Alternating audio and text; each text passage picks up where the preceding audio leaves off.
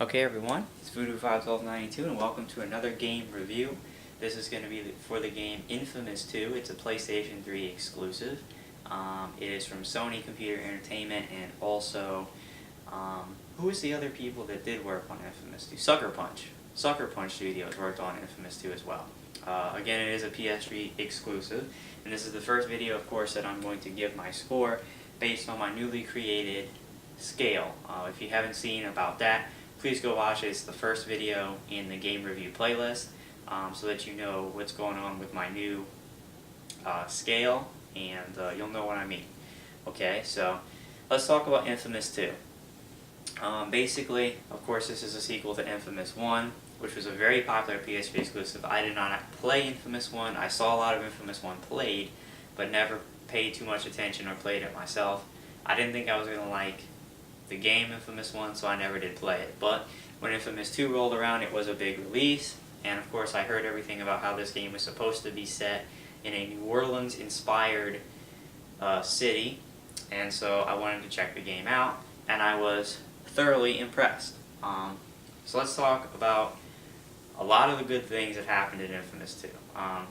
Obviously, the gameplay of inFAMOUS 2 is very good.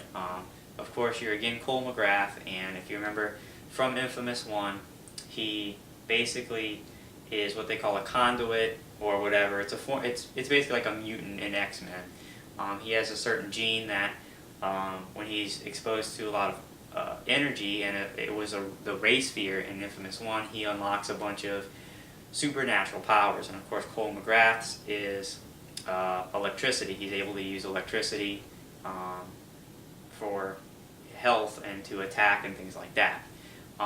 Obviously, the combat in the game is unique because the lightning thing is kind of unique. The only thing even close to it is like the electro bolt from BioShock, but the entire combat arsenal from Cole is electrical abilities. An ability he has in this game he didn't have in the first is a melee weapon.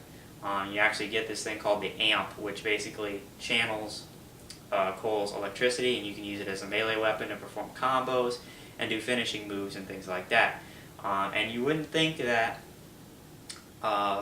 just having electricity as your weapon would lend itself to a lot of variations in attacks. Well, inFAMOUS 2 does an incredibly good job, I thought, of making Cole's attacks very varied. He has a lot of different attacks with the electricity that you have to unlock in certain ways. Alright? You earn experience points in the game based on what you do, and these experience points can be used to unlock Cole's abilities. But they're not just unlocked, they're not just open for unlock whenever you get enough experience, and they're not just unlocked by leveling Cole up. Cole doesn't actually level up in the game, there's no levels. What you have to do to unlock these abilities is quite different and varied, and I liked it a lot. Some of these abilities you have to perform different stunts, and stunts mean certain type of kills. Maybe you need to push a certain amount of people off of the top of a building. Maybe you need to get a certain amount of head shocks, which is what they call headshots in the game. Maybe you need to kill people using the environment to unlock these certain abilities, which is pretty neat. Other things that you have to do to unlock certain other abilities is to level up your karma, whether good or bad. If you level up your karma, you unlock different abilities. And what's also neat is if you're good or bad, you unlock different abilities. If you're good, you unlock certain abilities. If you're bad, you unlock completely different abilities. Other things to unlock abilities are side missions. You need to complete a certain amount of side missions, and they unlock other abilities. Now, these abilities I found you don't actually need to buy or anything like that. Some abilities you need to purchase with experience, and you can only equip one of them. But you can change abilities at any time. There's a quick change option in the screen that makes changing through your abilities very easy and very efficient. Other abilities are just passive abilities. You don't need to buy them, and you don't need to equip them. They're just passive. They're equipped with all of your other abilities. So Cole has a lot of different attacks. It includes regular shocks. You unlock things like basically the shotgun version of the shot, which is called like Magnum Bolt. There's a long shot electricity. There's like a machine gun with the electricity. There's different types of grenades. There's different types of lightning rockets. All sorts of different abilities for Cole you level up your melee attacks and things like that. So very good combat in the game. And of course there's no ammo, you just recharge by going to, you know, electrical, anything in the city that contains electricity, and you can absorb the electricity to to, you know, restock your ammo, so to speak, or get more electricity. You can also expand your electricity carrying capacity by collecting blast shards, which are, you know, these things that explode. You know, they're tied into the plot in Infamous 2, and you run around the city and you can collect these blast shards, and if you collect a certain amount, they increase your maximum capacity for electricity. Now, the game is open world. You start out in one area, and as you progress through the plot, you unlock new areas, but it's free roam, you can go wherever you want, and there's a lot of different things you can do in the game. There's a lot of side missions you can do, which are pretty varied. There's a lot of different kinds of side missions. Unfortunately, these side missions do start to get repetitive. There are maybe 2 or 3 of the same kind of side mission, although there's a lot of different forms of side missions, and these are generated. There's a set number of them, they're not randomly generated. And you need to complete some side missions before others. And as you complete side missions, not take over, but you basically secure the surrounding area around that side mission, which means basically the enemy activity is reduced in that area. And you can, if you do all the side missions, secure the entire map, and the enemy activity is reduced for the entire world. So those are pretty neat. There's other side missions that are randomly generated, and they just happen throughout the world, and that's, for the good side, that's things like healing a group of people, stopping a mugging by the militia, who are the enemies in the game, and defusing a bomb which contains a blast shard. These things are randomly generated. For evil, it would be stealing a blast shard from somebody, killing a street performer is one of them, and I forget the other one, but another good one is stopping abductions, things like that. Those are randomly generated. Also, I forgot to mention, for side missions, there's some that they have a pairing. There's a good side mission and an evil side mission, and they're locked together. You can do the good or the evil side, and whichever side you do, it will lock out the other one. And some side missions are just neutral. So there's a lot of that. Of course, like I said, there's the blast shard collecting. You can run around and collect blast shards. There's a lot of blast shards to collect. And of course, collecting them actually, you know, increases your electricity capacity. So they're pretty fun to collect. There's a lot of platforming, scaling buildings and things like that to collect these shards. And it's pretty fun when you want to just kill time and not do a story mission. But when you do the story missions, it's very rewarding. The story missions in the game are extremely good. They're extremely varied. They're very fun to do. There's a lot of different enemies in the game as you progress through the game. You start with your normal, you know, grunt enemies, the militia. Some of these militia carry different weapons like rocket launchers and things like that. Later in the game you encounter monsters and things like that. And you uncover a lot of different enemies. Big monsters, small monsters, different forms of militia and things like that, of different difficulties to fight. And the story missions all make great use of all these enemies, all of your abilities, and they're extremely fun.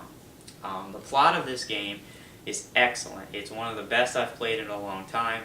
My ending was incredibly good. I had the good ending, and it was very, very good, which is good because the game is decently long. I probably spent 12 to 13 hours playing the game, and I didn't do nearly all the stuff. I forgot to mention there's also dead drops, which they had in the first game, which are audio logs, which you can find. There's 29 of those in the game, which you can go and collect to get backstory.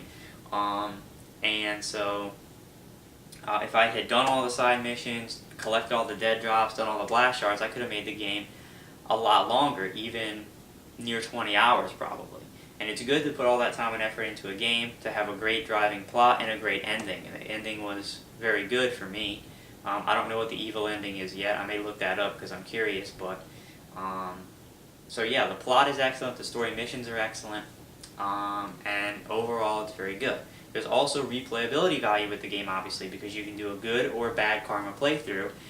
And based on what you do, it's almost a completely different game based on which karma. So you could play like I did through the good karma stage, and then go back and play the game again and do an evil karma playthrough, and the game will be completely different. The plot lines will be different, the ultimate end will be completely different, and it's almost like a second game. So replayability is also a big part of Infamous 2, and you can choose your route.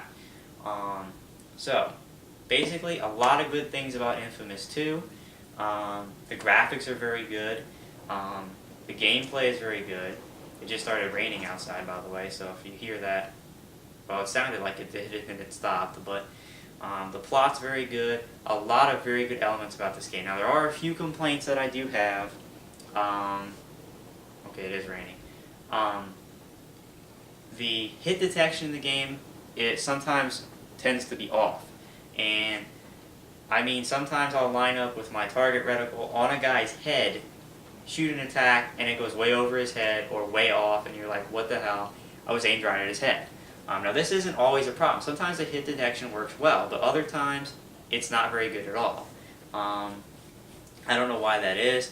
A lot of times I find this happen with grenades. The grenades that you throw don't go anywhere near where you're aiming most of the time. And it's pretty annoying sometimes when you're trying to get headshots or whatever on guys and you can't do it because the hit detection's off. There's one time in the game where it was like the worst case of it. I was a foot away from the guy. My reticle was right in his stomach. I was hitting him. I was piling attacks, and they were all missing him somehow, even though my reticle was directly in his belly button. He was a foot away from me. So that's annoying. Other times, the game just gets ridiculously hard for no reason, because there was one part, if you watch my playthrough, you'll know already what I'm talking about. The battle at the fort. That was ridiculously hard and annoying because there was one part where you had to go and wipe out mortars, a mortar team, but the mortar team was precisely accurate. No matter where you went, they'd hit you with mortars. You couldn't stop moving for a split second or you got hit in the face with mortars. Or you'd be running, you'd be moving when you heard the mortar shoot, but wherever you wound up is where the mortar wound up. And sometimes you would be in areas where they couldn't even hit with the mortar in real life and they were still hitting you somehow. That was annoying. But that doesn't happen very often. I wasn't really frustrated playing the game very often. So, minor things like that. There was a couple of really stupid, annoying side missions, like the overcharge missions where you had to keep grinding on power lines or you'd lose your charge. And sometimes there wasn't a path apparent to you, and that was kind of annoying. But, again, my complaints, there's not a whole lot of them. You know, the game is challenging, it is hard, but it's not, it was a good challenging, I thought, for me. It wasn't too many games nowadays, they're just too easy, you can walk right through and have no problems at all. I like the challenge, I just didn't like when the challenge was really hard just because the computer were perfect shots with mortars and things like that. But the big complaint I do want to talk about, and you knew this was coming if you know I live in New Orleans. Yes, the game takes place in a, quote, New Orleans-inspired city. The only thing inspired by New Orleans is the architecture, okay? This game made New Orleans look like a shithole, okay? And it was completely ridiculous. I took a huge offense at that, okay? And let me get my computer because I have a couple of things pulled up that I want to show you, okay? The first thing I have here, alright, is a map of Louisiana pulled up on my computer, okay? Here's New Orleans right here, okay? It's just south of Lake Pontchartrain right here, okay? In this game, the town, which is called New Marais, they had located down here, somewhere just south of New Iberia, somewhere around here, okay? Which, as you can see, is clearly not even close to New Orleans, alright? Also, I have another map here of parishes. Now, in this game, they say powering up Ascension Parish is one of the areas in the map. Well, again, the game has this city down around here, St. Mary, maybe Iberia Parish. Ascension Parish, as you can see, is up here. This red parish right here is Ascension Parish, where Baton Rouge and all this. So as you can see, again, not close. So just geographically, it's horribly inaccurate, okay? New Orleans, again, is up here somewhere, alright? Not close to swamp. Like, there's a lot of misconception that New Orleans is very close to swamps. We're not. We're a pretty good distance away from swamps.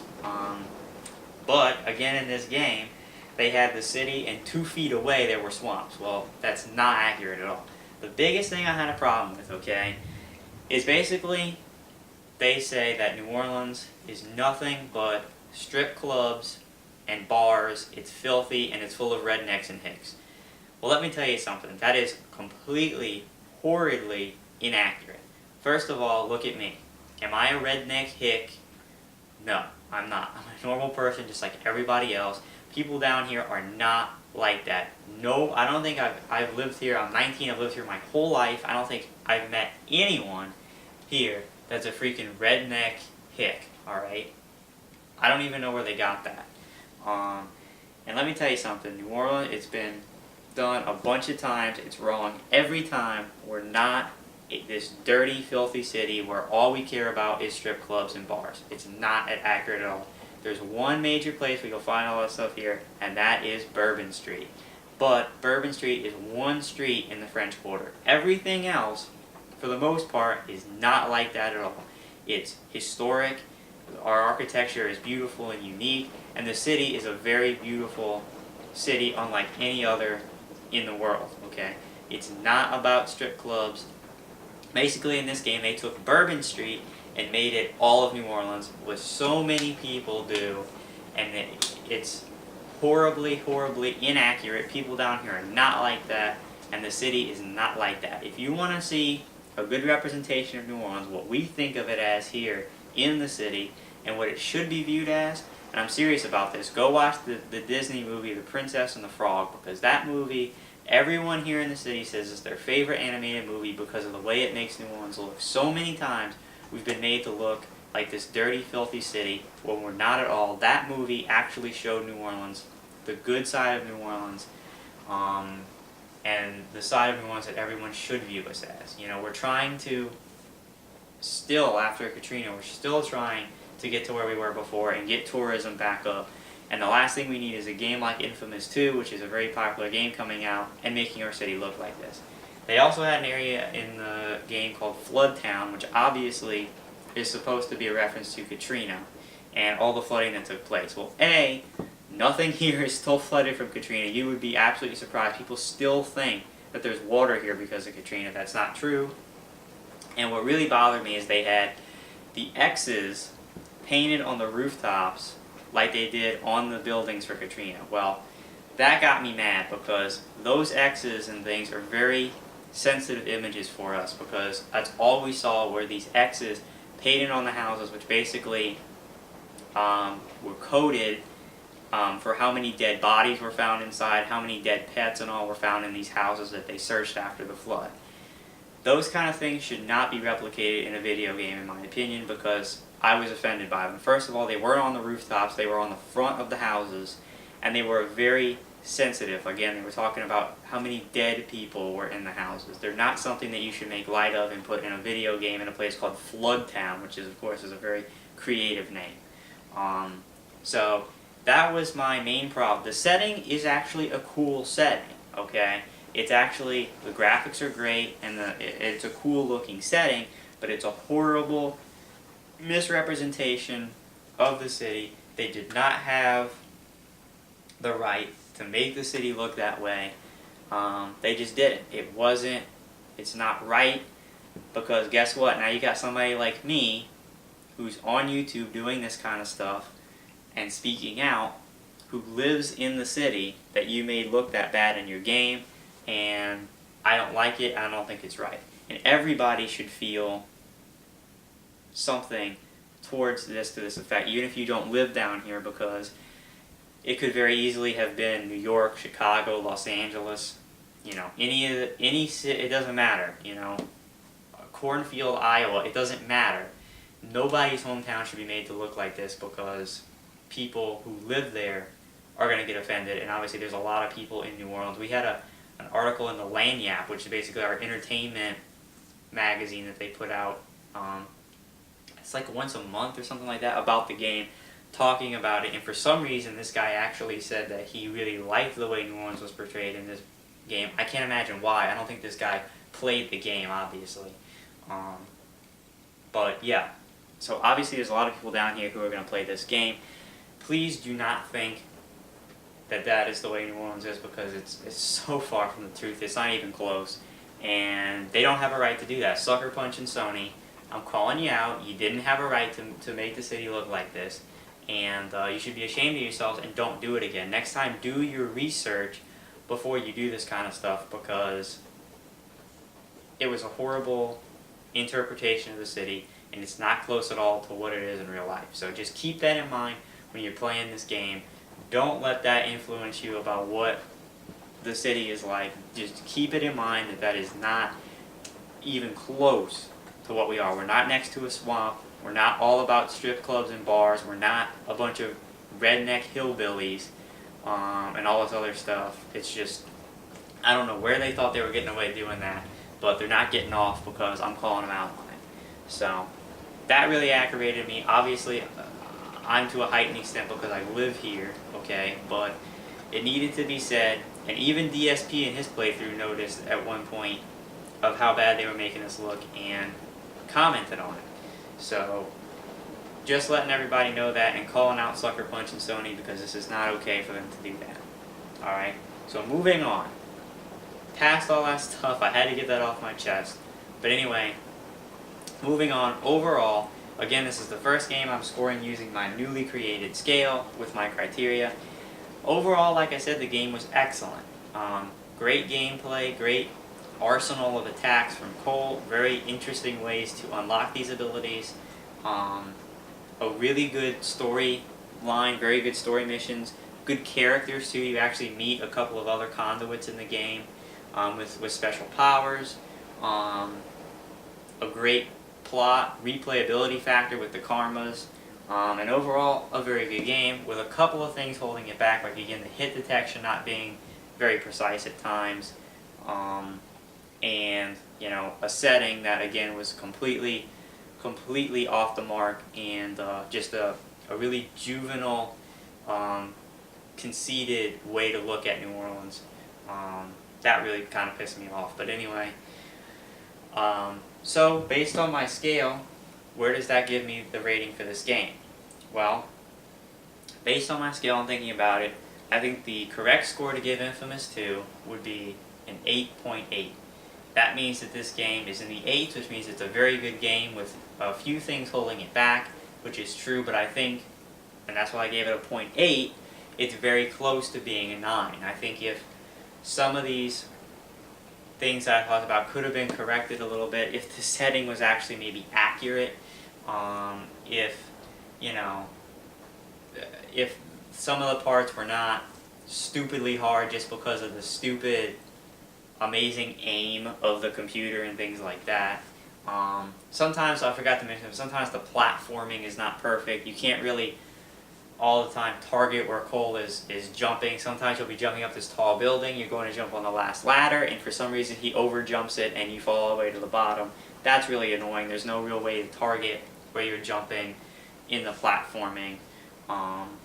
So little things like that, I think, keep it from being a 9. I think if it was a little bit more polished up with, you know, being able to target the platforming a little bit better, you know, better hit detection, things like that, this game probably would have been a 9, and probably would have been an automatic Game of the Year contender.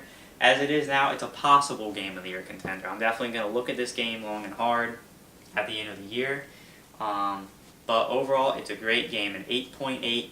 Very, very good game. Everybody who owns a PS3 should buy this game. It's a great exclusive title for PlayStation 3. It's one of Sony's jewels. So go play it.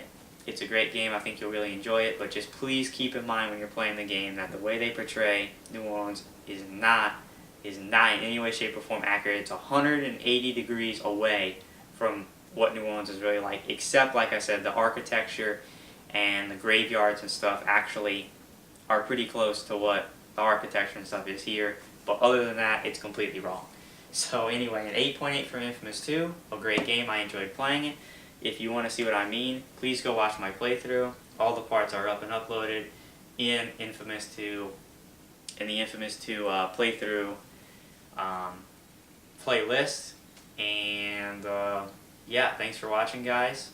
Go play Infamous 2, and go watch my playthrough if you want. I'm Voodoo 51292, and I'll see you next time for my next game review.